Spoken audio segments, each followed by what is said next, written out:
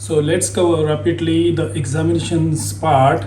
Among these, once you do the examination and you give the summary, then how will be the presentation and question and answers.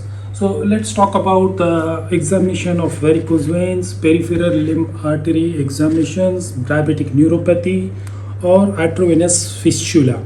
So we'll go for these four stations. Let's see for the varicose veins. When you see the stem about the varicose veins, aching, heaviness, and all that, introduction, examining of the leg, then look for the distribution, great saphenous, short saphenous, incompetence, palpate, varicosity, pitting edema, saphenous varix, special test, feel the impulse distally, tendon bug test, elevate the leg, Perthes test, hand Doppler, 45, saphenofemoral squeeze, interpretation, summary. So then the question and answers for the varicose veins will be, what is your primary diagnosis? Primary diagnosis of varicose veins due to saphenofemoral incompetence. Differential diagnosis, primary varicose veins. Secondary, due to DVT, chronic venous insufficiency, AV malformation. What are the risk factors in varicose veins? Female, pregnancy, prolonged standing, obesity, family history, previous DVT, pelvis mass, tumor. Investigations, duplex ultrasound is the gold standard. Ankle brachial pressure index if ulcers. Venous refilling time, coagulation profile. Management is conservative compression stockings, leg elevation, weight loss, avoid prolonged standing. Intervention, endovascular laser ablation, radiofrequency ablation, foam sclerotherapy, surgical ligation and stripping. Complications of untreated varicose vein, thrombophlebitis, ulcers, eczema, lipodermal sclerosis, DVT, bleeding superficial veins. Contraindications of stripping if there is thrombophlebitis, active infection, block deep venous system. So a patient in young woman on oral contraceptive pills for irregular menses, will you continue for surgery? No, it increases the risk of DVT, so you have to avoid it.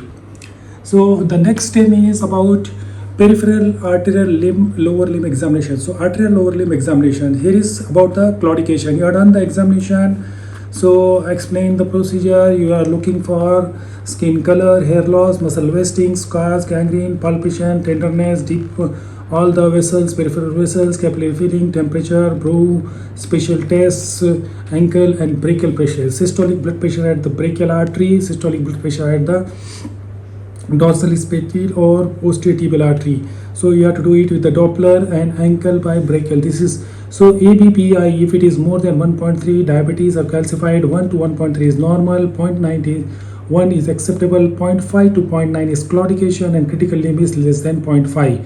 So Burgos test, ask for the pain, elevate the leg, then this one. Then summary.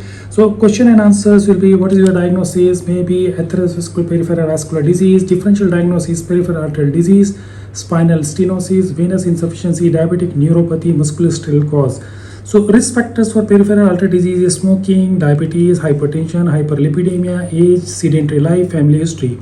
Investigation, ankle brachial pressure index, duplex ultrasound, CT, MR angiography, blood lipid profile, hemoglobin, HB, AC for rule out sugar, ECG. Management is conservative, stop smoking, exercise, statins, antiplatelets, control hypertension. Intervention, angioplasty, stenting, bypass surgery, amputation. If the patient insists the symptoms originate from the hip and requests THR, based on assessment pathology appear to the vascular, however, focus historian of the hip joint. I will do X-ray, evaluate pathology and involve orthopedics for making surgery. So, and what about the diabetic foot neuropathy? So this is peripheral limb and neuropathy. Now what will be the patient is having diabetes mellitus, sensation is decreased in both feet, perform neurovascular examination. So again explain the procedure, what you are going to do, inspection, skin color, temperature, dryness, ulcers, pressure points, callousness, fissure, macerations, deformity, charcot joint, claw joint, footwear, if present, inspection, palpate, ask for the pain, look for the pulsation, dorsally posterior, capillary filling, temperature gradient, check pitting edema, assess bony tenderness, neurological, sensory, light touch, cotton wool, pin prick, then vibration, 128 hertz on big toe, proprioception toe movements, monofilament, then check for the muscles, motor wasting, muscle wasting, dorsal flex, plantar flex, the foot, toe movements, reflexes, ankle jerk, Babinski sign. So check for the footwear and gait, wearing pattern feet support. Then after question and answers will be, what is your primary diagnosis? Diabetic peripheral neuropathy, sensory loss. Differential diagnosis: diabetic neuropathy, peripheral artery, vitamin B12 deficiency.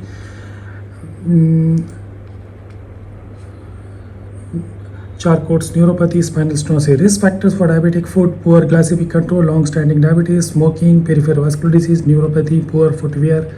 Investigation: HB1AC, fasting glucose, monofilament vibration test, ankle blood pressure, duplex ultrasound. Management: prevention, regular foot checkup, patient education, proper footwear, glycemic control, treatment, complications, ulcer care, antibiotics, offloading, vascular reference if ischemia, surgical debridement, amputation if severe, diabetic neuropathy confirmed, refer to endocrinologist, common medications, GABA, pentine, duloxetine, pregabalin. So this is about diabetic neuropathy. So if you get a patient of AV fistula, so it is a patient having chronic kidney disease on hemodialysis, whether via left brachiocephalic fistula present with overnight blue discoloration. Introduction: you have to give, I will be examining your arm and fistula to assess the blood and function. Inspection: expose both the arms, site, check it whether it is radiocephalic, brachiocephalic, brachiobasilic, skin, cyanosis, palar, erythema, ulcer. Swelling: see for the swelling, edema, signs of infection, red, warm, discharge, scars from previous access site, hand discoloration suggest Steele syndrome. Palpate, ask for the pain. So check for the thrill over the fistula should be continuous, temperature cool, suggest of Steele. Capillary fill in the finger, check tenderness, induration, thrombosis. Compare pulses distal to the fistula. Auscultation, brew over should be continue, low pitch absent, suggest thrombosis. Listen for murmurs, functional assessment, hand perfusion. Allen's test if radial artery, Steele syndrome, pain, palar paresthesia. Check venous hypertension, swelling, sinusoid dilatation. Complete examination, BP both the arms, assess upper limb ischemia, cervical spine, X-ray, radiculopathy, cervical ribs. So what will be the question answer? Diagnosis: AV fistula complications, Steele syndrome, dialysis ischemic mononeuropathy, dialysis ischemic Steele syndrome. Hand appears pale, cyanotic, feel cold to touch. Radial pulse diminish, fistula compression enhances distal pulse, relieve painful symptoms. Doppler brew over the distal confirms reversal of the flow. Chronic ischemia, ulcers, gangrene develop at the fingertips. Ischemic mononeuropathy, only nerves of the hands are affected.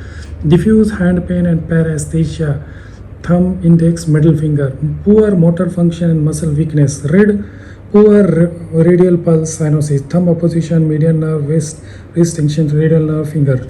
Investigation: CT angiography, atrial duplex. Management: fistula modification, surgical revision, more anastomosis proximally, distal revasculation, internal ligation, hypopulsatility, inflow and outflow obstruction, venoplasty. So this was about the